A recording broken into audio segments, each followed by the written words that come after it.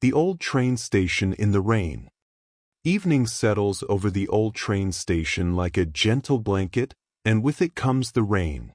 Soft at first, then steady, each drop finding its way down from clouds that have traveled hundreds of miles on invisible currents of air. These water droplets begin their journey so small, so light, that they float rather than fall, gathering moisture particle by particle in the cool upper atmosphere until they grow heavy enough to surrender to gravity's patient pull. The platform beneath your feet glistens with 1,000 tiny mirrors, each puddle reflecting the amber glow of Victorian-era lamps that have watched over travelers for more than a century. There is something about railway stations and rain that belongs together, as if they were always meant to meet in moments like this.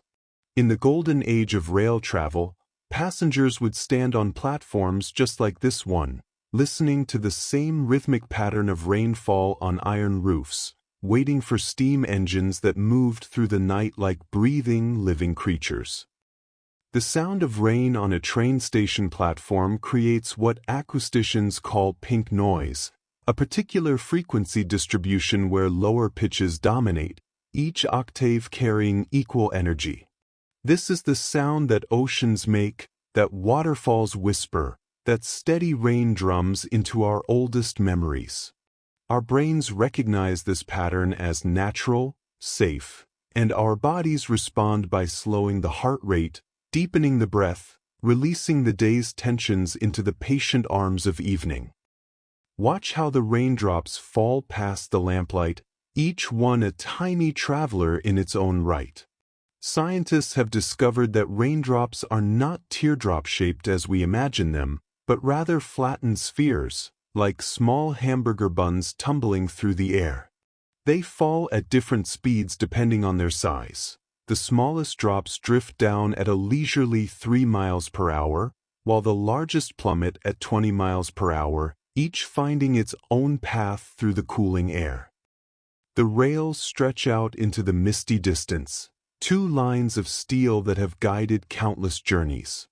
There is old folklore about rain and railways, stories whispered by station masters and porters through generations. Some said that trains could smell the rain before it came, that the change in air pressure made the wheels sing a different song against the tracks. Others believed that rain brought luck to travelers, washing away the dust of old destinations to make room for new beginnings. The scent that rises from the wet platform is called Petrichor, a word crafted from ancient Greek meaning the essence of stone. When rain touches the earth after a long dry spell, it releases oils that plants have secreted into the soil, along with a compound called geosmin produced by soil bacteria. This is the smell of renewal, of the earth drinking deeply, and it triggers something primal in us, a memory perhaps of ancestors who depended on rain for survival, for crops, for life itself. Across cultures, rain has carried meaning beyond mere weather. In Japanese aesthetics, there exists a concept called aim no kamaribi, though less known than its sunny counterpart, suggesting the beauty of rain filtering through leaves or along platforms, creating patterns of movement and stillness. Victorian travelers in Britain saw rain as romantic, a veil between worlds, inspiration for countless novels written by lamplight. In rural traditions across Europe, gentle evening rain was considered blessing rain, the kind that sinks deep into the earth without violence, nourishing without destroying. The rhythm of rain is never quite random. Meteorologists have discovered that rainfall follows patterns influenced by temperature, pressure systems, and the hidden choreography of atmospheric rivers, narrow corridors of concentrated moisture in the sky that can carry water vapor equivalent to 15 Mississippi rivers. These rivers flow overhead, invisible highways of humidity that determine where and when the clouds will finally release their burden. Here on the platform, time seems to slow and stretch. The last train has departed, and the next is still hours away. This is the in-between time, when the station belongs not to travelers but to the rain itself, to the settling mist, to the quiet conversations between droplets and stone. Each breath of air carries moisture, and you can feel it cool against your face, gentle and insistent. There is a particular loneliness to a rain-soaked station at night, but it is the comforting kind of solitude, the kind that lets the mind wander and rest simultaneously. The sound wraps around you like water around smooth stones in a stream, each drop part of something larger, an ancient cycle that has turned since before there were stations, before there were trains, before there were words to describe the simple peace of standing in the rain.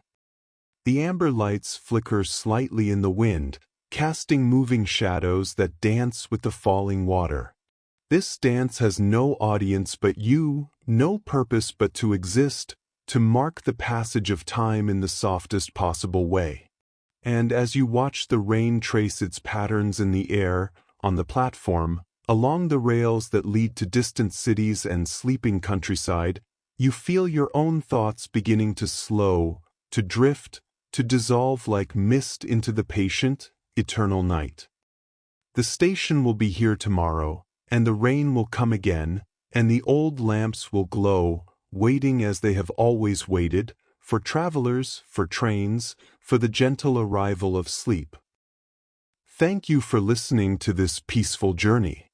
If you enjoyed learning English through this soothing nighttime story, please subscribe to hear more calming tales.